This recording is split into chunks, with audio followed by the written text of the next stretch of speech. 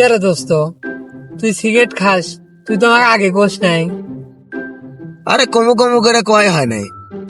জানিস না সিগারেট খেলে কি হয়? কো আমি তো 27 বছর হলে খাচ্ছি, ধোঁয়া ছাড়া তো আর কিছুই বের হয় না। আরে তুই জানিস না সিগারেট খেলে ক্ষতি হয়? আমি তো কোনো ক্ষতি পেলাম না। আমার বাপের উত্তরে 8 বিঘা জমি, দক্ষিণে 10 বিঘা জমি, এই মোট 18 বিঘা জমি।